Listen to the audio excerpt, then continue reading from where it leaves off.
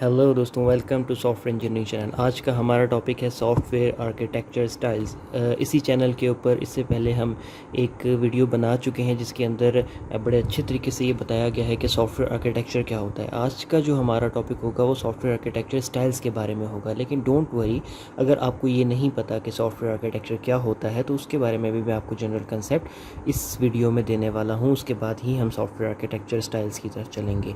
Video थोड़ी सी ये लंबी हो जाएगी, तो अगर आप जल्दी में जस्ट रिवीजन करने आए हैं तो काइंडली किसी और वीडियो को जाके देख लें। और अगर आप कंसेप्ट्स को डीपली अंडरस्टैंड करने के लिए आए हैं इस तरीके से कि वो कंसेप्ट आपको कभी ना भूलें, तो आप इस वीडियो के ऊपर रह सकते हैं, क्योंकि मैं इन डेप्थ जाके इन चीज़ों को डिफ़ाइन करने वाला हूँ। तो चलें स्टार्ट करते हैं। सबसे पहले आर्किटेक्चर के कंसेप्ट को देखते हैं। हम किस चीज़ की बात करने वाले थे? सॉफ्टवेयर आर्किटेक्चर की। तो हम सॉफ्टवेयर आर्किटेक्चर की बात करेंगे, लेकिन सॉफ्टवेयर आर्किटेक्चर से पहले हमें ये पता होना चाहिए कि आर्किटेक्चर क्या होता है, इसका क्या कंसेप्ट होता है। ठीक हो गया? When you hear this word at the most simplistic level you think about the overall shape of the physical structure. जब आप वर्ड आर्किटेक्चर सुनते हो तो आपके माइंड में क्या आता है? कोई ना कोई फिजिकल स्ट्रक्चर होगा, किसी कोई फिजिकल चीज़ होगी, उसकी कोई शक्ल होगी, कोई शेप होगी, ऐसे ही माइंड में आता है। थोड़ा सा और ऊपर लेवल पे आके देखते हो तो जब आर्किटेक्ट की बात होती है या फिर आर्किटेक्चर की बात होती है तो आपके माइंड में एक बिल्डिंग की इमेज आती है। ठीक है? कोई खूबसूरत सी बिल्डिंग, कोई वेल इंजीनियर्ड सी बिल्डिंग, ठीक है ना, जिसको बड़े टेक्निकल तरीक़ों को नज़र में रखते हुए और बड़ी, जिसे कहते हैं ना कि खूबसूरती के साथ बनाया गया होता है। आर्किटेक्चर वर्ड पे आपके माइंड में कोई ना कोई ऐसी बिल्डिंग आती है। और हो सकता है कि जब मैंने वर्ड आर्किटेक्चर यूज़ किया हो तो आपके माइंड में कोई यूरोप की या कहीं दुबई की आपके माइंड में कोई बड़ी बिल्डिंग आ गई हो कि आर्किटेक्चर के लफ्ज़ से। तो ऐसा क्यों हुआ? आपके माइंड में कोई ऐसा घर क्यों नहीं आ गया जिसके लाइन से 4 कमरे थे और उसके ऊपर 3-4 कमरे और थे और उसके ऊपर 2-3 कमरे और थे? आपके माइंड में ऐसा क्यों नहीं हुआ? आपके माइंड में एक शानदार किस्म की, एक ज़बरदस्त किस्म की बिल्डिंग जो वेल इंजीनियर्ड थी, जो कि ब्यूटीफुल थी, वही क्यों आई? ठीक है? क्योंकि because the building engineers develop keeping all aspects into the consideration always follow an architecture style. ठीक हो गया? तो कोई भी बिल्डिंग जो कि इंजीनियर्स बनाते हैं बाकायदा तौर पर सोच समझ के, वो तमाम पहलू कि एक बिल्डिंग में क्या चीज़ होनी चाहिए, क्या नहीं होनी चाहिए, कैसे इसको सिक्योर किया जा सकता है, कैसे इसमें रोशनी आने की जगह छोड़ी जा सकती है, कैसे इसमें हवा गुजरने की जगह छोड़ी जा सकती है, कैसे पानी के आने और जाने का रास्ता बनाया जा सकता है, हर किस्म की बात को इंजीनियर सोचने के बाद एक बिल्डिंग बनाते हैं। और इन सब बातों के साथ साथ वो किसी न किसी एक आर्किटेक्चर स्टाइल को फॉलो कर रहे होते हैं। ठीक है? इस वजह से क्या होता है कि आपको वो बिल्डिंग खूबसूरत लगती है और आपको देख के अंदाज़ा होता है कि यार ये एक आर्किटेक्ट है। ठीक है ना? ये आर्किटेक्चर की एक आर्किटेक्चर का पीस है ये, आप उसको देख के ये कहते हो। कभी भी आपके माइंड में एक सिंपल सा 3-4 लाइन से बने हुए कमरों वाला घर माइंड में नहीं आता वर्ड आर्किटेक्ट सुन के, क्योंकि शायद उसको किसी इंजीनियर ने आके नहीं बनाया। उसको बनाते हुए सारे के सारे पहलू माइंड में नहीं रखे गए कि क्या चीज़ कैसे होनी चाहिए, क्या चीज़ कैसे होनी चाहिए। लेकिन एक बिल्डिंग जो आपको खूबसूरत लगी वो इसीलिए लगी क्योंकि उसके अंदर सारे पहलुओं को देखा भी गया था, और दूसरी बात ये कि किसी आर्किटेक्चर स्टाइल को फॉलो करके बनाया गया था, तो इस वजह से वो आपको खूबसूरत लगी। ठीक हो गया? तो ये एक आपको मैंने जनरल एक स्केच दिया है कि आर्किटेक्चर क्या होता है कि किसी भी चीज़ का स्ट्रक्चर होता है, और एक ऐसा स्ट्रक्चर अभी तक जो हमने बात समझी इसके अंदर से जो मेन कोर थीम है हमारा, जो हमें मिला कि आर्किटेक्चर क्या होता है, वो क्या होता है कि वो एक स्ट्रक्चर होता है, एक ऐसा स्ट्रक्चर जो कि वेल इंजीनियर्ड होता है, जिसके अंदर हर किस्म की चीज़ों को, तमाम पहलुओं को नज़र में रख कर, तमाम प्रॉब्लम्स जो आ सकती हैं उनको पहले से नज़र में रख के बनाया गया होता है ऐसा स्ट्रक्चर। और उस स्ट्रक्चर की बेस पे जो हमारे सामने बन के बिल्डिंग आती है उसको हम क्या कहते हैं कि एक अच्छा पीस ऑफ आर्किटेक्चर है, या फिर एक अच्छे आर्किटेक्चर के रिज़ल्ट में ये बिल्डिंग सामने आई है। ठीक हो गया? और हमेशा एक अच्छी बिल्डिंग जब बन के सामने आती है तो किसी न किसी आर्किटेक्चर स्टाइल को फॉलो कर रही होती है। स्टाइल्स को हम आगे चल के देखते हैं। ये देखें, अब ये क्या है? राउंड और सर्कुलर स्टाइल आर्किटेक्चर। अब देखें इसके अंदर, इस बिल्डिंग में सारी चीज़ों को इन्होंने रखा तो होगा, مطلب یہ انہوں نے سوچا ہوگا کہ اس میں لائٹ کہاں سے جائے گی. جو آپ کے سامنے اسکرین پہ آپ کو 2 بلڈنگ نظر آ رہی ہیں, میں ان کی بات کر رہا ہوں. ان کو بناتے ہوئے انہوں نے یہ بھی سوچا ہوگا کہ اس میں لائٹ کہاں سے جائے گی, اس میں پانی کیسے آئے گا, اس میں الیکٹریسٹی کیسے ہوگی, اس میں سیکیورٹی کیسے ہوگی. H and every thing in لوگوں نے سوچی ہوگی. لیکن وہ سارے اسپیکٹ کے ساتھ ساتھ انہوں نے سب سے پہلے کیا کیا ہوگا, ایک آرکیٹیکچر اسٹائل فالو کیا ہوگا. ٹھیک ہو گیا.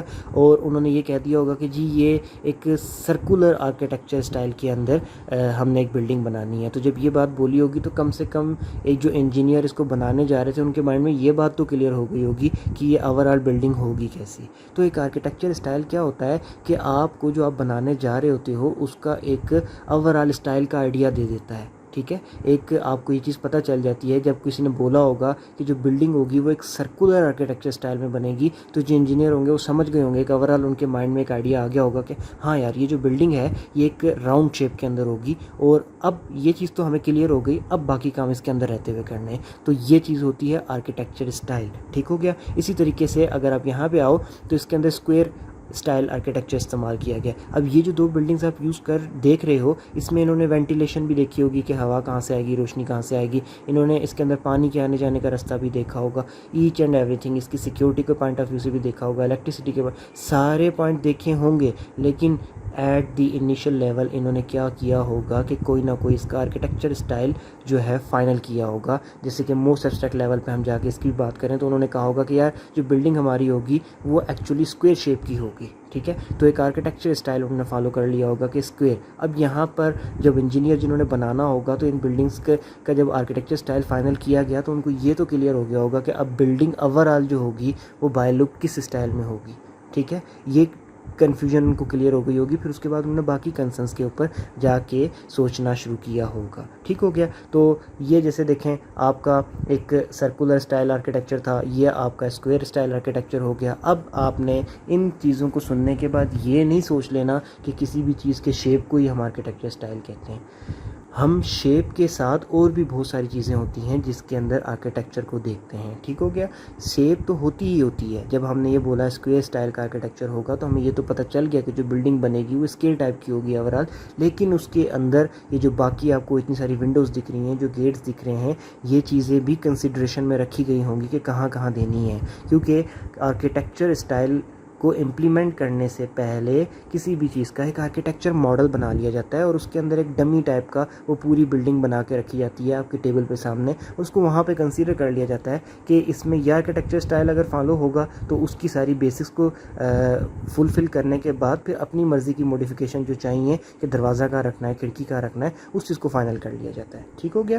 تو اب جب یہ بلڈنگ ہے, جیسے کہ جو پہلی بلڈنگ ہے جو کہ ریڈش شیڈ کے اندر آپ کو نظر آ رہی ہے جس پہ میرا ماؤس ہے, جب انہوں نے یہ اس کا فائنل کیا ہوگا کہ اسکوائر آرکیٹیکچر ہے لیٹس سپوز, تو انہوں نے یہ فائنل کرنے کے بعد ان کو یہ تو پتہ چل گیا ہوگا کہ بلڈنگ اسکوائر ہے.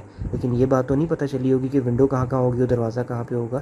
تو پھر یہ ساری چیزیں انہوں نے کنسیڈریشن میں رکھ کے اس کو فائنل کر کے ایک ڈمی بنا کر ایک اس کا سیمپل ایک ماڈل بنا کے ٹیبل پہ رکھا ہوگا. پھر جو لوگ جن لوگوں کے لیے بلڈنگ بنائی جا رہی تھی ان لوگوں سے پوچھا ہوگا کہ دیکھو جی یہ ٹھیک ہے, ایسی بلڈنگ بنا دیں آپ کو. تو انہوں نے کہا ہوگا ہاں جی ٹھیک ہے, یعنی کہ ایک پرنٹ بنا کے ایک ڈمی ماڈل بنا کے ان کے سامنے ٹیبل پہ رکھا ہوگا. تو انہوں نے کہا ہوگا ہاں ٹھیک ہے. تو پھر اس کے بعد یہ بلڈنگ بنائی گئی ہوگی. اگر ایسا ہوتا کہ یہ بلڈنگ بن کے سامنے آتی اور اس کے بعد بلڈنگ کے جو مالک ہیں وہ کہتے کہ نہیں جی نہیں, یہ جو گیٹ یہاں پر آپ نے فرنٹ پہ رکھا ہے ہمیں یہاں پہ تھوڑی چاہیے تھا, یہ تو ہمیں یہ جو ادھر درخت لگا ہوا ہے اس کے پاس چاہیے تھا. تو اب تو کچھ نہیں ہو سکتا. اب اتنی بڑی بلڈنگ کو دوبارہ گیٹ کے لیے گرا کے بنایا تو نہیں جا سکتا, یا پھر دیواروں میں سوراخ کر کے آگے تو نہیں جایا جا سکتا. ہو سکتا ہے آگے کوئی رومز بنے ہوئے ہوں تو پاسبل نہیں رہتا. تو اس لیے پہلے سے یہ ایک ماڈل کے اوپر آرکیٹیکچر اسٹائل فائنل کیا جاتا ہے. پھر اس آرکیٹیکچر اسٹائل کو فائنل کرنے کے بعد اس میں اپنی ریکوائرمنٹ سے کون سی چیز کہاں چاہیے وہ فائنل کی جاتی ہے. پھر اس کے بعد ایک ماڈل بنا لیا جاتا ہے اور اس ماڈل کو دیکھنے کے بعد چیزیں زیادہ بہتر طریقے سے سمجھ آتی ہیں. اور جو چیز آپ کو جدھر چاہیے ہوتی ہے آپ اس کو اگر موڈیفائی کرنا چاہو تو ماڈل میں ہی بتا دیتی ہو موڈیفیکیشنز, اور وہ کر کے تو ماڈل فائنل کرنے کے بعد پھر ایکچوئل بلڈنگ بنائی جاتی ہے. تو اب آپ کو ابھی تک یہ کلیئر ہو چکا ہونا چاہیے کہ آرکیٹیکچر کیا ہوتا ہے. آرکیٹیکچر ایک اسٹرکچر ہوتا ہے. ٹھیک ہے. پھر آرکیٹیکچر اسٹائل کیا ہوتا ہے, بہت سارے اسٹائلز ہوتے ہیں اور ان کے اندر سے جیسے سرکولر، اسکوائر، اور اس طریقے سے آپ کسی ایک اسٹائل کو فائنل کر لیتے ہو کہ ہم نے اس اسٹائل کو یوز کرتے ہوئے ایک بلڈنگ بنانی ہے. تو پھر آپ کیا کرتے ہو کہ اس اسٹائل کے اندر اپنی بھی چیزیں ایڈ کر کے موڈیفیکیشنز کر کے تو آپ اس کو فائنل کر کے چلاتے ہو. لیکن کیا ہوتا ہے کہ آپ جتنی بھی موڈیفیکیشن کر لو، جو مین تھیم ہے، جو مین آرکیٹیکچر ہے، اس کا جو اسٹائل ہے وہ وہی کا وہی رہتا ہے. اس کے اوپر آپ چیزیں ایڈ کر رہے ہوتے ہو. اب اس میں جتنی موڈیفیکیشن کر لیں، کھڑکیاں آگے پیچھے کر لیں، دروازے آگے پیچھے کر لیں، آرکیٹیکچر اسٹائل جو ہے وہ اسکوائر ہی رہے گا، اس کے اندر رہتے ہوئے کام کریں گے. تو یہ ایکچولی آرکیٹیکچر اسٹائل ہوتا ہے. آرکیٹیکچر بتا دیا میں نے آپ کو، آرکیٹیکچر اسٹائل بتا دیا. اب اس کے بعد ہم دیکھ لیتے ہیں کہ آرکیٹیکچر ماڈل کیا ہے. دیکھیں، آپ نے پریشان نہیں ہونا. آپ یہ سوچ رہے ہوں گے کہ میں سافٹ ویئر انجینئرنگ کا ایک چینل کھول کے بیٹھا تھا اور یہ بلڈنگ سے باہر نہیں نکل رہا یہ بندہ. ڈونٹ وری، یہ چیزیں میں کلیئر اس لیے کر رہا ہوں تاکہ آگے جا کر میں سافٹ ویئر کے اوپر جب اس چیز کی بات کروں تو آپ وہاں جا کے ان چیزوں کو لے کے کنفیوز نہ ہو جائیں. یہ وہ چیزیں ہیں، یہ بلڈنگز وہ چیزیں ہیں جو کہ آپ ڈیلی بیس میں اپنی لائف میں دیکھ رہے ہوتے ہیں. تو میں ان کی بیس پہ آپ کو یہ چیزیں اس لیے کلیئر کر رہا ہوں کہ جب آپ کو ان کی بیس پہ چیزیں کلیئر ہو جائیں گی تو سافٹ ویئر کی ورلڈ میں جا کر جہاں پہ کچھ بھی آپ کے سامنے ایسے ماڈل کی شیپ میں نہیں آ رہا ہوگا زیادہ کلیئر طریقے سے، وہاں پہ بھی آپ ان چیزوں کو ریلیٹ کر کے وہ کنسیپٹ سمجھ جائیں گے. تو ڈونٹ وری، آہستہ آہستہ ہم اسی طرف جا رہے ہیں. اچھا، اب آرکیٹیکچر ماڈل کیا ہے؟ اب یہ دیکھیں، یہ کسی ایئرپورٹ کا آرکیٹیکچر ماڈل ہے. یہ کوئی ریئل ایئرپورٹ نہیں ہے. یہ جو جہاز آپ کو نظر آ رہے ہیں یہ ریئل میں کھڑے ہوئے جہاز نہیں ہے. یہ کیا ہے؟ یہ ایک ٹیبل کے اوپر انہوں نے کوئی آرکیٹیکچر ماڈل فائنل کیا ہوگا، اس کے بعد اس کو یوز کر کے اپنی ڈیزائننگ اور اپنی موڈیفیکیشنز ڈال کے تو ایک ماڈل تیار کر کے انہوں نے کیا کیا، اسٹائل فائنل کر کے ایک ماڈل تیار کر کے ایک ٹیبل پہ رکھ دیا. اب جو اس ایئرپورٹ کے مالک ہیں یا پھر جس سٹی کا یہ ایئرپورٹ ہے وہاں کے لوگ آ کر دیکھیں گے اس کو فائنل کیا جائے گا. اگر ان لوگوں کو پسند آ جائے گا تو اس کو فائنل کر کے اسی کی بیس پہ بالکل ایسا ہی ایک بڑا ایئرپورٹ بنا دیا جائے گا.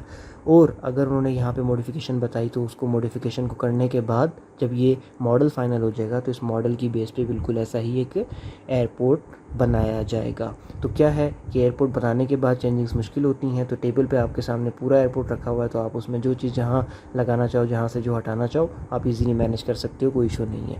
تو یہ بات ہے. اب ہم چلتے ہیں concept of soft where architecture کی طرف. ابھی تک آپ کو یہ پتہ چل گیا آرکیٹیکچر کیا ہوتا ہے. آپ کے ارد گرد کی بلڈنگس کی مثالیں دیکھ کے میں نے آپ کو یہ بات کلیئر کر دی. اس کے بعد آرکیٹیکچر اسٹائل کیا ہوتے ہیں اس کا بھی آپ کے مائنڈ میں کچھ اسکیچ بن چکا ہے. اب سافٹ ویئر آرکیٹیکچر کی طرف آ جاتے ہیں اور پھر اس کے بعد ہم سافٹ ویئر آرکیٹیکچر اسٹائل جو ڈفرینٹ قسم کے ہیں ہم ان کو دیکھ لیں گے. اب دیکھیں آرکیٹیکچر، سافٹ ویئر آرکیٹیکچر کیا ہوتا ہے. Architecture serve as a blue print for a system. It provides an abstraction to manage the system complexity. ٹھیک ہے، یہ کیا ہوتا ہے کہ سسٹم کو بنانے سے پہلے، یعنی کہ سافٹ ویئر کو بنانے سے پہلے یہ اس کا ایک پورا کا پورا بلیو پرنٹ آپ کے سامنے رکھ دیتا ہے اور آپ اس کو کیا کر سکتے ہو، اس کو دیکھ سکتے ہو اور دیکھ کر اس میں کوئی چینجنگ کرنا چاہو یا کچھ امینڈمنٹ کرنا چاہو یا پھر کچھ آگے پیچھے کرنا چاہو تو آپ اس کی تحت کر سکتے ہو. کیونکہ اب دوبارہ میں آپ کو پیچھے ماڈل دکھاتا ہوں. یہ سمجھ لیں کہ یہ جیسے ہم بلیو پرنٹ کی بات کر رہے ہیں، یہ بھی ایک طریقے سے ایئرپورٹ کا بلیو پرنٹ ہے. اگر یہ ایئرپورٹ ریئل میں ہوتا اور آپ وہاں پہ کھڑے ہوتے تو اتنے بڑے ایئرپورٹ میں آپ کسی ایک چھوٹی سی جگہ پہ کھڑے ہوتے، وہاں سے کھڑے ہو کے پورا ایئرپورٹ نہیں دیکھ سکتے تھے اور نہ ہی اس کے اندر سجیسٹ کر سکتے تھے کہ یہ چیز یہاں ہونی چاہیے، یہ چیز وہاں ہونی چاہیے.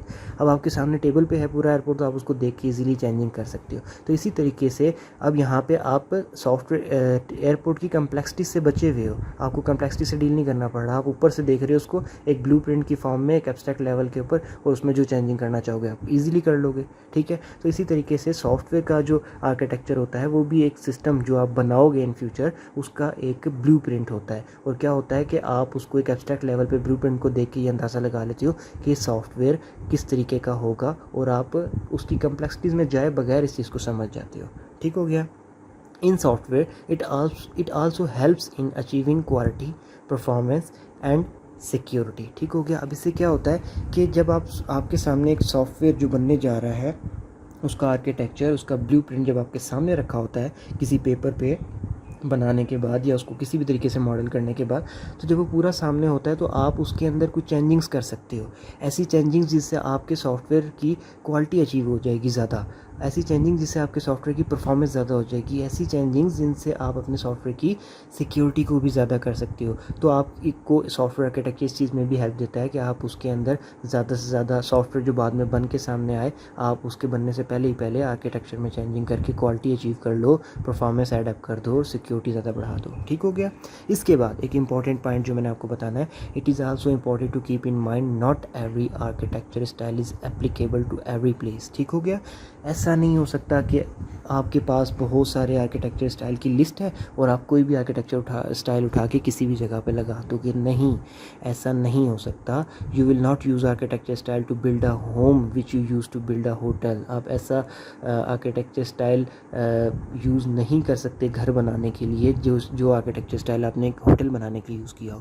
ہوٹل کے لیے ڈیفینیٹلی آپ کو کوئی اور آرکیٹیکچر اسٹائل یوز کرنا پڑے گا, گھر کے لیے کوئی اور گھر کے آرکیٹیکچر اسٹائل کے اوپر آپ ہوٹلز نہیں بنایا کرتے, ہوٹلز کے آرکیٹیکچر اسٹائل پہ آپ گھر نہیں بنایا کرتے.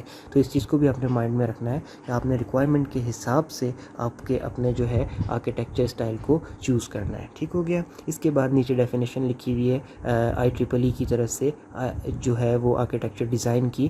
IEEE defines architectural design as the process of defining a collection of hardware and software components and their interfaces to establish the framework for the development of a computer system. ٹھیک ہے, یہ بھی وہی بات بتا رہے ہیں جو کہ میں نے بھی آپ کو بڑی سمپل ورڈز میں بہت لمبی کر کے بتا دی ہے.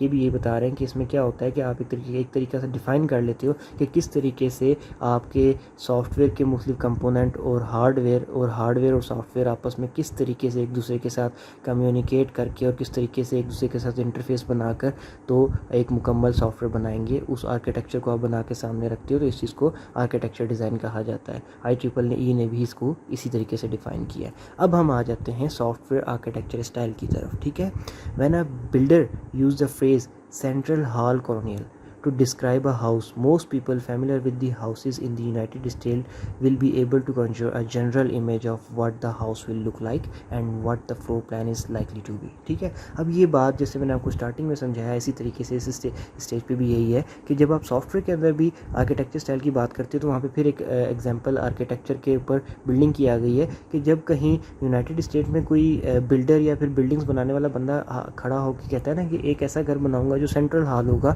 یا پھر ہمارے ایشین کنٹریز میں بھی جب سینٹرل ہال والے گھر کی بات ہوتی ہے تو گھر بننے سے پہلے, ماڈل بننے سے پہلے سب کو پتہ چل جاتا ہے کہ سینٹرل ہال کا مطلب یہ کہ ایک ایسا گھر بنے گا جس کے درمیان میں ایک سٹنگ ہال ہوگا اور اس کے ارد گرد لیفٹ رائٹ آگے پیچھے کچن اور رومز وغیرہ ہوں گے. ٹھیک ہے, تو ہمارے مائنڈ میں پہلے یہ چیز آ چکی ہوتی ہے کیونکہ ہمارے مائنڈ میں یہ ایک آرکیٹیکچر اسٹائل بیٹھا ہوا ہے. ٹھیک ہے, اب یہ چیز جب فائنل ہو گئی کہ سینٹرل ہال والا آرکیٹیکچر اسٹائل کا گھر بنانا ہے تو اس کے بعد آپ یہ فائنل کر سکتے ہو روم کتنے ہوں گے, روم کا دروازہ کہاں ہوگا اینڈ سو آن, لیکن آرکیٹیکچر اسٹائل فائنل ہو چکا.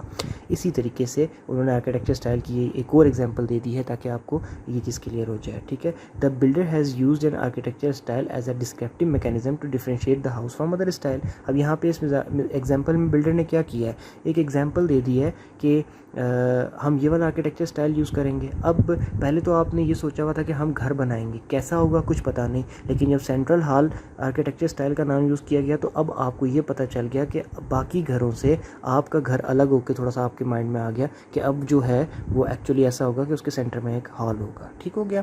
The architecture style is also a template for construction. ٹھیک ہے, further details of the house must be defined, it's final dimension must be specified, customised, future میں be added, building materials are to be determined, but the style a central hall guides the builder in his work. ٹھیک ہے, اب یہ بات دوبارہ ایک اور اچھے طریقے سے ایک اور اچھا لفظ یوز کر کے بتائی جا رہی ہے کہ جو آرکیٹیکچر اسٹائل ہوتا ہے وہ کیا ہوتا ہے کہ وہ ایک ٹیمپلیٹ ہوتا ہے. ٹھیک ہے, یہ بات اگر میں انیشلی بول دیتا تو ابھی آپ کے مائنڈ میں آ رہا ہوتا کہ یار ٹیمپلیٹ ہوتا ہے, یہی بات پہلے بتا دیتے, اتنی ڈیٹیلز میں کس لیے گئے ہو. تو اگر میں انیشلی یہ ٹیمپلیٹ ورڈ یوز کر لیتا تو آرکیٹیکچر اسٹائل کو آپ اتنے اچھے سے نہ سمجھ پاتے, اس لیے میں نے یہ چیز اینڈ پہ رکھی ہے. تو کیا ہوتا ہے کہ آرکیٹیکچر اسٹائل ایک ٹیمپلیٹ ہوتا ہے اور اس ٹیمپلیٹ کے اوپر رہتے ہوئے آپ اس کے اندر باقی چیزیں اپنی فل کرتے ہو. لیٹس سپوز آپ کو اگر یہ کہا جاتا ہے کہ آپ ذرا مجھے اپنی سی وی بنا کر دو, تو آپ ہو سکتا ہے کہ نیٹ پہ جا کے سی وی ٹیمپلیٹ ڈھونڈو, اور جب آپ کو ٹیمپلیٹ مل جائے گا تو اس کیا ہوگا کہ آپ کے سامنے ایک ڈیزائن تو آ جائے گا. اب آپ کیا کرو گے, اس ڈیزائن کے اندر جو پہلے سے ڈمی انفارمیشن لکھی ہے اس کو مٹا کے اپنی انفارمیشن لکھ لو گے. ایسا ہی ہے نا. تو آرکیٹیکچر اسٹائل کیا ہے, ایک فائنل ڈیزائن ہے کہ ابھی اپنی یہ والا ڈیزائن فالو کرنا ہے اور اس کے بعد پھر آپ اس کے اندر چیزیں اپنی مرضی کی کر لیتے ہو. سمپل سی بات ہے. اب اگر آپ کو پہلے سمجھ نہیں بھی آیا تھا تو جو تھوڑی انفارمیشن جمع ہو رہی تھی آرکیٹیکچر اسٹائل کے بارے میں آپ کے مائنڈ میں, وائنڈ پہ آ کے اس بات سے آپ کو ساری کلیئر ہو چکی ہوگی. ٹھیک ہو گیا. تو اب ہم آگے چلتے ہیں. سافٹ ویئر آرکیٹیکچر اسٹائل کے اندر آلدو millions of computer based system have been created over the past 60 years. ٹھیک ہو گیا, اس جو 60 سال گزر چکے ہیں پیچھے, اس کے اندر پتہ نہیں ملینز آف کمپیوٹر سسٹم یا پھر سافٹ ویئرس کو ڈیولپ کیا ہوگا. The vast majority can be categorize into one of relatively small number of architecture style. ٹھیک ہے, ابھی جو اتنے سارے system millions of soft where جو بنائے گئے ہیں, جو کمپیوٹر بیسڈ سسٹم بنائے گئے ہیں پچھلے 60-70 سال کے اندر, ان سب کو آپ اٹھا کے یہ جو 4-5 قسم کے آرکیٹیکچر سٹائل ہیں ان کے اندر آپ کیٹیگرائز کر سکتے ہو کہ یہ سافٹ ویئر جو ہے یہ ڈیٹا سینٹر آرکیٹیکچر ہے, یہ ڈیٹا فلو آرکیٹیکچر ہے, یہ کال اینڈ ریٹرن ہے, یہ آبجیکٹ اورینٹیڈ ہے, یہ لیئر آرکیٹیکچر ہے, اینڈ سو آن, اس طریقے سے. تو یہ جو میں نے نام آپ کے سامنے بولے یہ سافٹ ویئر آرکیٹیکچر سٹائلز کے ہی نام ہیں. پہلا ہوتا ہے ڈیٹا سینٹر, دوسرا ہوتا ہے ڈیٹا فلو, تیسرا ہوتا ہے کال اینڈ ریٹرن, چوتھا ہوتا ہے آبجیکٹ اورینٹیڈ, اور پانچواں ہوتا ہے لیئر آرکیٹیکچر.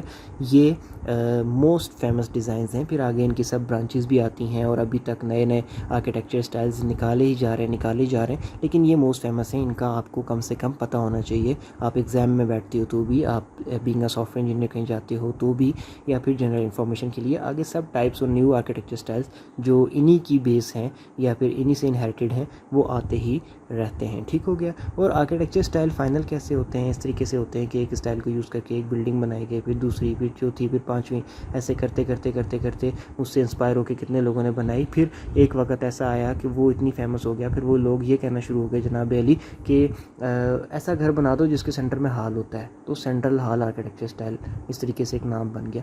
تو وہ جو آرکیٹیکچر سٹائل فائنل ہوتے ہیں بہت ساری ریفائنمنٹس وقت کے ساتھ ہوتے ہوتے ہوتے ہوتے ہوتے آج آپ کے ہاتھ میں آتے ہیں. تو اس کے اوپر بہت بڑا عرصہ ہوتا ہے, وہ بہت بڑی ریفائنمنٹس آلریڈی ہو چکی ہوتی ہیں, آپ نے بس اس میں اپنا ڈیٹا فل اپ کرنا ہوتا ہے. سمجھ آ گئی آپ کو بات؟ یہی طریقہ سافٹ ویئر آرکیٹیکچر سٹائل کا ہے. بہت سے سٹائل آئے, بہت سے گئے, بہت سے کامیاب ہوئے, بہت سے فیل ہوئے, لیکن کچھ جو چلتے رہے اور گروم ہوتے گئے وقت کے ساتھ ساتھ آج وہ آپ کے سامنے اس شکل میں ہیں, ان 5 کی شکل کے اندر: data centre, data flow, call and return, object oriented, layer architecture. So bore نہیں ہوئیے گا, یہ جو لیکچر ہے لینتھی ضرور ہو رہا ہے لیکن یہ ایک جنرل سی ڈسکشن کی طرح سے میں لے کے چل رہا ہوں, آپ کوئی چیزیں انشاءاللہ بھولیں گی نہیں کبھی. اوکے, ڈیٹا سینٹرڈ آرکیٹیکچر کیا ہوتا ہے؟ اب ہم پہلا آرکیٹیکچر دیکھتے ہیں. اس میں یہ ہوتا ہے data store, for example file اور ڈیٹا بیس. کوئی بھی ڈیٹا کو اسٹور کرنے کی جگہ, جیسے کہ کوئی فائل ہو جس میں آپ نے بہت سارا ڈیٹا رکھا ہوا ہے, سافٹ ویئر کے ایلیمنٹ ڈیٹا. ٹھیک ہو گیا. تو وہ کوئی فائل ہو یا data base who, resides at the centre of this architecture and is access frequently by other component that's update, add, delete اور otherwise modify data within the store. Existing component can be changed and new client component added to the architecture without concern about the other clients. Client components independently execute process. Data centre architecture کے بارے میں ساری بات لکھی ہوئی تھی. اب میں آپ کو سمپل لفظوں میں سمجھا دیتا ہوں. جیسے کہ ایک آپ کا گھر ہوتا ہے, سینٹرل ہال آرکیٹیکچر سٹائل کو فالو کر کے بنا ہوا ہوتا ہے. اس میں کیا ہوتا ہے کہ درمیان میں ایک ہال ہوتا ہے اور باقی سارے روم آگے پیچھے ہوتے ہیں, اور وہ سارے رومز کے اندر سے لوگ آ کے اس ہال کو ایکسیس کر رہے ہوتے ہیں. تو data centred architecture soft where style جو ہوتا ہے, اس میں کیا ہوتا ہے کہ بہت سارے کمپوننٹس ہوتے ہیں جو کہ کوئی اسپیسیفک ڈیٹا کو ایکسیس کرنا چاہ رہے ہوتے ہیں. تو کیا یہ جاتا ہے کہ ان تمام کمپوننٹس کے درمیان میں اس ڈیٹا بیس کو رکھ دیا جاتا ہے جس کے اندر وہ سارا ڈیٹا پڑا ہوا ہے, اور باقی جتنے بھی کمپوننٹ جو اس کو ایکسیس کرنا چاہتے ہیں ان کو اس ڈیٹا بیس کے ساتھ چاروں طرف سے لنک کر دیا جاتا ہے. ٹھیک ہو گیا. پھر وہ کیا ہوتا ہے کہ وہ سب باری باری اپنی مرضی کا ڈیٹا اس میں سے نکالتے رہتے ہیں اور اپنا ڈیٹا اس کے اندر اسٹور کرتے رہتے ہیں. اور ان کیس اگر ایسا ہو کہ کوئی کمپوننٹ اس کے اندر سے فیل ہو جائے, جو سارے کے سارے لگے ہوئے ہیں ڈیٹا بیس کے ارد گرد, ان میں سے کوئی ایک کمپوننٹ بھی اگر فیل ہو جائے تو کیا ہوتا ہے کہ اس کمپوننٹ کے فیل ہونے سے باقیوں کو فرق نہیں پڑتا. آپ اس کمپوننٹ کو اٹھا کے ریپلیس کر سکتے ہو, چینج کر سکتے ہو, اور جب آپ اس کو ریپلیس کر رہے ہوگے یا چینج کر رہے ہوگے باقی سارے کمپوننٹ اپنے طریقے سے بالکل ٹھیک کام کرتے رہیں گے. یہ ڈیٹا سینٹر آرکیٹیکچر کی ایک آپ کے سامنے ڈائیگرام آ گئی ہے. دیکھو سینٹر کے اندر ڈیٹا رکھا ہوا ہے, باقی سارے کلائنٹ سافٹ ویئر ہیں اور سب اس کو ایکسیس کر رہے ہیں, اور اگر ان میں سے جیسے لیٹس سپوز کوئی ایک خراب ہو بھی جاتا ہے تو اس سے باقیوں کی کوئی صحت پہ اثر نہیں پڑے گا. آپ وہی والا دوبارہ صحیح کر کے لگا دو, تب تک باقی کام کرتے رہیں گے. ایسے آرکیٹیکچر کو ڈیٹا سینٹر آرکیٹیکچر کہتے ہیں. اس کے بعد آ جاتا ہے ڈیٹا فلو آرکیٹیکچر. اچھا, ڈیٹا فلو آرکیٹیکچر میں کیا ہو رہا ہوتا ہے؟ This architecture is applied when in put data are to be transform to a series of computational اور مینیپولیٹیو components in to out put data. ٹھیک ہو گیا. A pipe and filter pattern has set of components, ٹھیک ہے, has a set of components called filters connected by pipes that transmit data from one component to the next. Simple الفاظ میں آپ کو سمجھاتا ہوں. ہوتا یہ ہے کہ ڈیٹا ایک طرف سے انٹر ہوتا ہے اس قسم کے آرکیٹیکچر میں, اور انٹر ہونے کے بعد کسی پائپ لائن میں انٹر ہونے کے بعد وہ ٹرانسفارم ہوتا ہے, فلٹر ہوتا ہے, اس کے اوپر بہت سارے پروسیس اپلائی ہوتے ہیں, اور پروسیس اپلائی ہونے کے بعد دوسری طرف سے جب وہ باہر نکلتا ہے تو وہ ایسی فارم میں کنورٹ ہو چکا ہوتا ہے جس فارم میں ہمیں چاہیے ہوتا ہے. یعنی کہ آپ سمپل سمجھ لیں کہ ایک فیکٹری ہے جس کے اندر آپ ایک سائڈ سے را مٹیریل ڈال رہے ہو, اور دوسری طرف سے جو ہے ایک فرنش قسم کی پروڈکٹ جو آپ بنانا چاہتے ہو نکل کے آ رہی ہے. ایسا آرکیٹیکچر جو ہوتا ہے ڈیٹا فلو آرکیٹیکچر ہوتا ہے. ایک طرف سے ڈیٹا فلو کر کے ان ہو رہا ہے, دوسری طرف سے آؤٹ ہو رہا ہے, اور ان ہونے کے بعد اور آؤٹ ہونے سے پہلے اس کے بیچ میں اس کے اوپر بہت سارے کمپیوٹیشنل پروسیس ہو رہے ہیں, جس کی وجہ سے وہ جو ہے اس کے اوپر فلٹرز لگ رہے ہیں, جس کی وجہ سے وہ ایک آؤٹ پٹ اس فارم میں بن جاتا ہے جس فارم میں آپ کو چاہیے. یہ اس کی ایگزامپل ہے, ڈائیگرام ہے. دیکھیں یہ پائپس ہیں اور یہ فلٹرز ہیں, بیچ میں پائپ ہیں اور فلٹر ہیں. اب ہو کیا رہا ہے, پائپ سے یہ دیکھیں جہاں پہ میرا کرسر ہے, یہاں سے ڈیٹا انٹر ہو رہا ہے, اس کے اوپر فلٹر لگ رہا ہے, اس میں کچھ چینجنگز ہو رہی ہیں, اس کے بعد وہ اس فلٹر سے باہر نکل کے دوسرے فلٹر میں جا رہا ہے, اس میں جا کے اس میں پھر کچھ چینجنگز ہو رہی ہیں, اور پھر اس کے بعد اس میں سے کچھ ڈیٹا ادھر جا رہا ہے, کچھ ادھر جا رہا ہے, کچھ ادھر جا رہا ہے, اور اینڈ پہ ان سب پہ ہر چیز پہ الگ الگ فلٹریشن ہوتے ہوتے ہوتے ہوتے فائنلی 2 فلٹرز کے اندر سے وہ ان ہوا تھا, اور 2 ہی فلٹرز کے اندر سے وہ ڈیٹا آپ کا باہر آ جائے گا. تو یہ پائپ اینڈ فلٹر بھی اس کو کہا جاتا ہے, اور ڈیٹا فلو آرکیٹیکچر بھی کہا جاتا ہے. Common name data flow architecture ہے. اس کے بعد آ جاتا ہے آپ کا call and return architecture. This architecture style enables you to achieve a program structure that is relatively easy to modify and scale. Call and return architecture میں آپ کے پاس 2 چیزیں آ جاتی ہیں, مین پروگرام سب پروگرام آرکیٹیکچر اور ریموٹ پروسیجر کال آرکیٹیکچر. ٹھیک ہو گیا. Main program سب programme architecture کیا ہوتا ہے؟ دس classic program structure decompose function into a control hierarchy where main program انووکس a number of program component that in turn میں invoke still other components. ٹھیک ہو گیا. اس میں کیا ہوتا ہے کہ پروگرامس کی ایک ہیرارکی بنی ہوئی ہوتی ہے. جیسے ایک پروگرام ہے, اس کے آگے 2-3 پروگرام اور ہیں, اس کے آگے 2-3 پروگرام اور ہیں, اور اس میں کیا ہوتا ہے کہ آپ مین پروگرام کو انسٹرکشن دیتے ہو, اور وہ انووک ہوتا ہے, وہ ایکٹیو ہوتا ہے کوئی کام کرنے کے لیے, اور پھر وہ ضرورت کے مطابق اس سے اپنے سے آگے والے کسی چائلڈ کو ایکٹیو کرتا ہے, اور وہ چائلڈ پہ ضرورت پڑنے پہ اپنے سے آگے والے کو کرتا ہے, اینڈ سو آن. اس طریقے سے کام چلتا جاتا ہے, اور اس کے بعد at the end result reverse order میں واپس آپ کے پاس آ جاتے ہیں. ٹھیک ہو گیا. اچھا, یہ ہوتا ہے مین پروگرام سب پروگرام والا آپ کا system. Remote procedure call architecture کیا ہوتا ہے؟ The components of main program sub programme architecture are distributed across multiple computers on network. ٹھیک ہو گیا. اس میں کیا ہو رہا ہوتا ہے کہ جو آپ کے کمپوننٹس ہیں, ایک آپ کے بہت سارے کمپیوٹر ہیں سمجھ لیں, اور کوئی سافٹ ویئر ہے, اس کا ایک مین پروگرام جو ہے وہ آپ نے کسی سرور کمپیوٹر میں رکھا ہوا ہے, اور باقی سارے کے سارے اس کے اسی پروگرام کی یا اسی سافٹ ویئر کے جو کمپوننٹس ہیں وہ آگے اس نیٹ ورک سے جڑے ہوئے باقی کمپیوٹرز کے اندر رن کر رہے ہیں. تو مین پروگرام کیا کرتا ہے کہ ان کو کال بھیجتا ہے کسی بھی کام کے لیے, اور اس کال کے اوپر جو سب کمپیوٹرز ہیں, جو چھوٹے کمپیوٹرز ہیں, کلائنٹ کمپیوٹرز ہیں, وہ اپنے پاس جو سب پروگرام چل رہا ہے اس کو آن کرتے ہیں, وہ کام پرفارم کرتے ہیں, اور اس کے بعد ریزلٹ واپس مین پروگرام کے پاس بھیج دیتے ہیں. تو اس کے اندر کیا ہو رہا ہوتا ہے کہ ریموٹ پروسیجر چل رہا ہوتا ہے, اور اس کے اندر جو آپ کا ایک سافٹ ویئر ہے وہ ایک جگہ نہیں پڑا ہوتا. مین سافٹ ویئر کا ایک مین کور پیس جو ہوتا ہے وہ ایک مین کمپیوٹر میں پڑا ہوتا ہے, باقی سارے چھوٹے چھوٹے پیس ہر کمپیوٹر پہ, بہت سارے کمپیوٹر ہوتے ہیں, ان میں سے ہر ایک کمپیوٹر پہ تھوڑا تھوڑا سافٹ ویئر کا پارٹ پڑا ہوتا ہے, اور مین کمپیوٹر اپنے مین سافٹ ویئر سے کوئی کال بھیجتا ہے اور ریلیونٹ کمپیوٹر کو, اور آگے وہ اس کے پاس جو سافٹ ویئر پیس ہوتا ہے اس کے ریلیونٹ جو کام ہوتا ہے وہ کر کے تو ریزلٹ واپس وہ مین کمپیوٹر کو بھیج دیتا ہے. تو اس طریقے سے جو ہے سارا کام چل رہا ہوتا ہے. یہ سمجھ لیں کہ ایک ہیڈ ہوتا ہے, اور ہیڈ نے آگے سارے کام آگے 10 کمپیوٹرز کو دیے ہوتے ہیں. ٹاسک 1 تم نے کرنا ہے, ٹاسک 2 تم نے, ٹاسک 3 تم نے, اینڈ سو آن ٹاسک 10 تک جا رہے ہوتے ہیں. تو جب مین کمپیوٹر کو اپنے کام میں بیزی ہوتا ہے, لیکن جب اس کو ٹاسک 2 کرنا ہوتا ہے تو اس کو پتہ ہوتا ہے کہ وہ کون سے کمپیوٹر سے ہوگا, نیٹ ورک کے اوپر وہ موجود ہے, تو نیٹ ورک کے تھرو اس کو کال بھیجتا ہے. وہ کال بھیج کے بولتا ہے کہ کام کر کے مجھے بھیجو، اور وہ والا کمپیوٹر اس کو کام کر کے واپس ریٹرن آنسر دے دیتا ہے. ریموٹ پروسیجر کال کچھ اس طریقے سے چل رہا ہوتا ہے.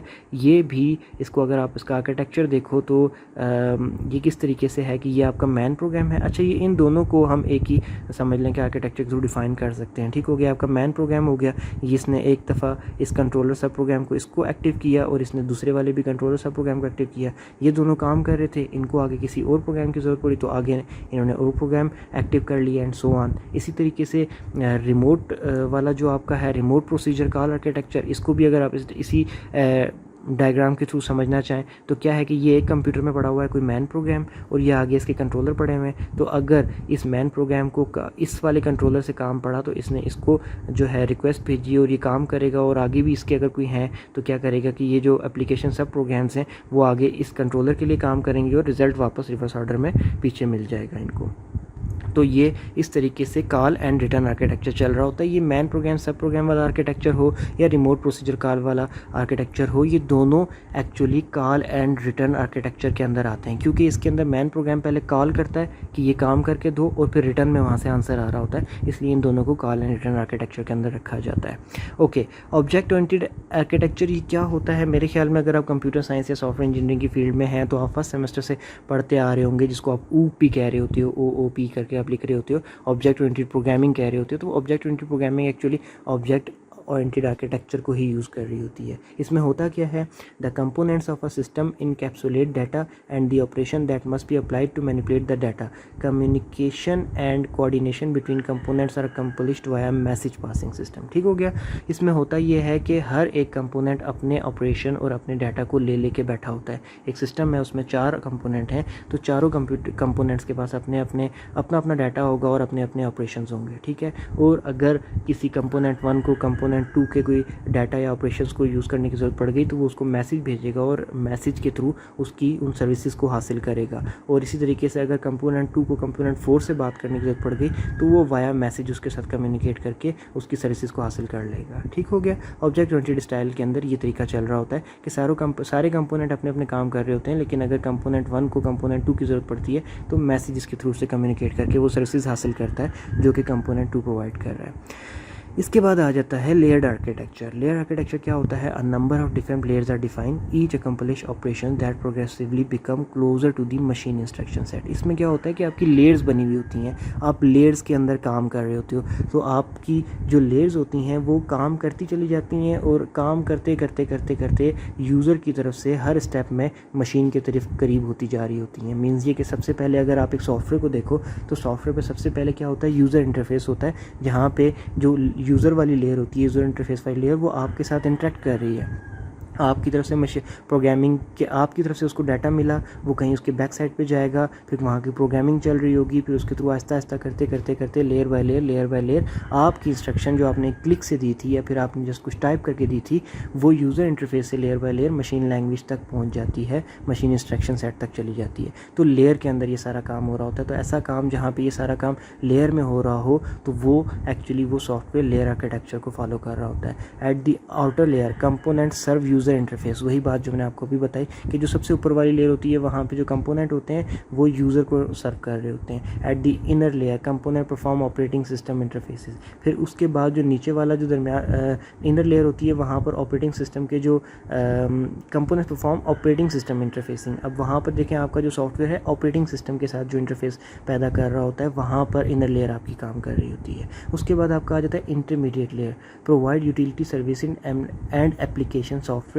فنکشن. اب یہ یہاں پر جا کر کیا ہوتا ہے کہ یوٹیلیٹی سروسز پرووائڈ کی جا رہی ہوتی ہیں آپ کو اور application soft where functions provide کیے جا رہے ہوتے ہیں. ٹھیک ہے. اب ان چیزوں کو اگر میں یہاں پہ ڈیفائن کرتا بھی ہوں تو ان ڈیپتھ اگر ان چیزوں میں جاتا ہوں کہ یوٹیلیٹی سروسز کیا ہوتی ہیں، ایپلیکیشن سافٹ ویئر فنکشنز کیا ہوتے ہیں، آپریٹنگ سسٹم انٹرفیسنگ کیا ہوتی ہے، تو یہ بہت ٹائم لگ جائے گا. اس وقت ہم ان چیزوں کو نہیں بلکہ ہم لیئر آرکیٹیکچر کو سمجھ رہے ہیں. تو میں لیئر آرکیٹیکچر کو دوبارہ سے ان سمپل ورڈ ڈیفائن کر دیتا ہوں کہ لیئر آرکیٹیکچر کیا ہے کہ آپ کے سافٹ ویئر کو لیئر لیئرز کے اندر ڈیوائڈ کر دیا جاتا ہے، اور ایک لیئر بالکل سامنے فرنٹ پہ ہوتی ہے جو یوزر انٹرفیس لیئر ہوتی ہے، اس سے پیچھے ایک لیئر ہوتی ہے، ایک اس سے پیچھے ہوتی ہے، اور ایک اس سے پیچھے، اینڈ سو آن. ڈپینڈ کرتا ہے کہ سافٹ ویئر کس نوعیت کا ہے، اتنی لیئرز ہوتی ہیں. اور اس میں کیا ہوتا ہے کہ سب سے اوپر والی لیئر آپ سے بات کرتی ہے اور آپ سے لی گئی کمانڈ کو پیچھے پہ اپنے سے پیچھے والی لیئر کو دیتی ہے، اور وہ اس کو اپنے مطابق پروسیس کر کے اس سے پیچھے والی لیئر کو دیتی ہے، اینڈ سو آن کرتے کرتے کرتے آپ کی جو کمانڈ ہے جو آپ نے بڑے ہائی لیول کے اوپر ایک یوزر انٹرفیس پہ دی تھی، وہ اینڈ پہ جا کے مشین انسٹرکشن میں کنورٹ ہو کے پروسیسر تک پہنچ جاتی ہے، اور آپ کا جو ریکوائرمنٹ ہے اس کے مطابق آپریشن پرفارم کر دیا جاتا ہے. لیئر کا آرکیٹیکچر اس طریقے سے کام کر رہا ہوتا ہے. ٹھیک ہو گیا. یہ دیکھ لیں، یہ آپ کا لیئر آرکیٹیکچر کا ڈائیگرام ہے. سب سے پہلے یوزر انٹرفیس ہو گیا، اور اس کے بعد اپلیکیشن لیئر ہو گئی، اس کے بعد یوٹیلیٹی لیئر ہو گئی، اس کے بعد کور لیئر ہو گئی. یہاں پر جہاں پہ میرا کرسر ہے، یہاں پہ کہیں ان کمپوننٹ کے ساتھ آپ انٹریکٹ کرتے ہو، وہ آپ کا میسیج پھر اپلیکیشن لیئر پہ جاتا ہے، یہاں پروسیس ہوتا ہے، پھر یہاں سے پروسیس ہونے کے بعد یوٹیلیٹی لیئر تک جاتا ہے، یہاں پروسیس ہوتا ہے، اور اس کے بعد کور لیئر پہ جاتا ہے، اور ایکچولی کور لیئر کے پروسیس ہونے کے بعد وہ پرفارم ہو جاتا ہے. ٹھیک ہو گیا.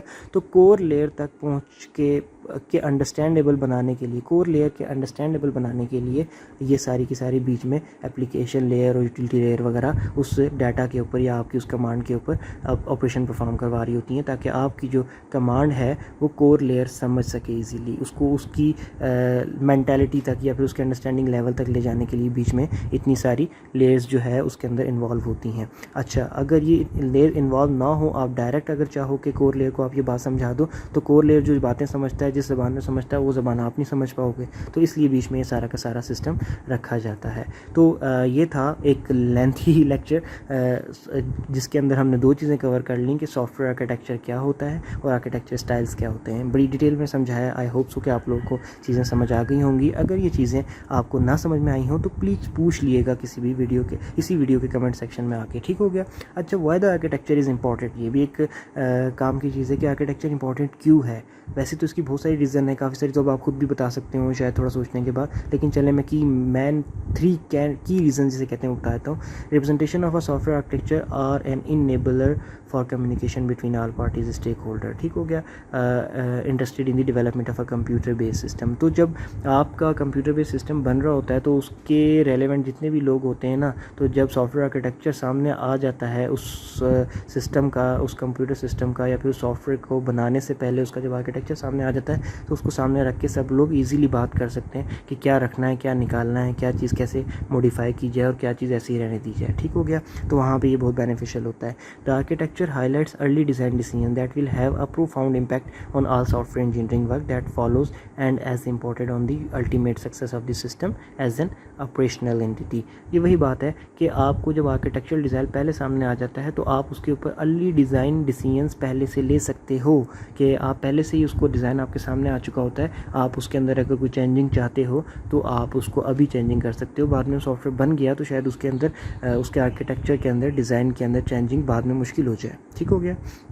Architecture constitutes relatively small intellectually graspable model for how the system is structured and how its components work together. اچھا، آرکیٹیکچر کی وجہ سے فائدہ یہ بھی ہو رہا ہوتا ہے کہ آرکیٹیکچر آپ کے سامنے ایک چھوٹا سا پورے اتنے بڑے سافٹ ویئر کا ایک چھوٹا سا ماڈل بنا کے سامنے رکھ دیتا ہے، جس سے آپ کو چیزیں بہت پہلے، وقت سے پہلے، سافٹ ویئر بن کے سامنے آنے سے پہلے کلیئر ہو چکی ہوتی ہیں کہ یہ کمپوننٹ آپس میں کس طریقے سے لنک ہیں اور کس طریقے سے ایک دوسرے کے ساتھ کام کریں گے. اور یہ بھی آپ کے لیے ایک بینیفٹ ہے، کیونکہ جب کوئی چیزیں پتہ ہوں تو بعد میں بھی آپ کے لیے بینیفیشیل ہوتی ہیں کہ چیزیں کام کیسے کر رہی ہیں. جب آپ کو یہ پتہ ہو تو استعمال کرنے میں بھی آپ کو یہ چیز بینیفیشیل ہوتی ہے، اور اگر کوئی چینجنگ کرنا چاہو تو اس کے لیے ہم پہلے ڈسکس کر چکے ہیں کہ یہ چیز بہت بینیفیشیل ہوتی ہے.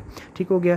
تو یہ ٹاپک جو ہے soft ware engineering practitioners approach کے نام سے ایک راجرز پریسمین کی بک ہے، اس کے اندر بڑا ڈیٹیل میں لکھا گیا. اگر آپ پڑھنا چاہیں اس کو تو وہاں سے جا کے پڑھ سکتے ہیں. بک PDF فارمیٹ میں ایزیلی نیٹ پہ اویلیبل ہے.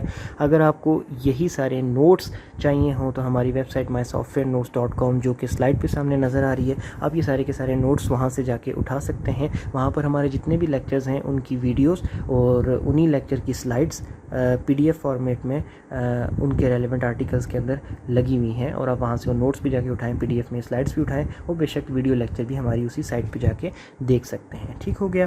تو اس کے علاوہ کافی سارے اسٹوڈنٹ مجھ سے یہ کہہ رہے ہوتے ہیں کہ ہم نے آپ سے بات کرنی ہے, تو اس کے لیے میں آپ کو بتاتا چلوں کہ کمنٹ سیکشن کے اندر اگر موسٹ نارمل آپ کا کوئی کوشچن ہے تو آپ ویڈیو کے کمنٹ سیکشن میں پوچھ سکتے ہیں مجھ سے. اور اس کے علاوہ اگر آپ کا جو کوشچن ہے وہ نارمل سے تھوڑا سا ہٹ کے ہے, نارمل سے ہٹ کے مینس کہ ارجنٹ کوشچن ہے, تو آپ کمنٹ سیکشن میں میرے رپلائی آنے کا ویٹ نہ کریں, کیونکہ کمنٹ سیکشن میں اتنے کمنٹس ہوتے ہیں کہ سم ٹائم رپلائی لیٹ بھی ہو جاتا ہے. میرے ٹویٹر کا ہینڈل آپ کے سامنے مینشن ہے, آپ اس کے اوپر جا کے مجھ سے ڈائریکٹ کوشچن کر سکتے ہیں مجھے مینشن کر کے. میں کوشش کروں گا کہ میں جتنا جلدی آپ کو جواب دے سکوں میں دوں.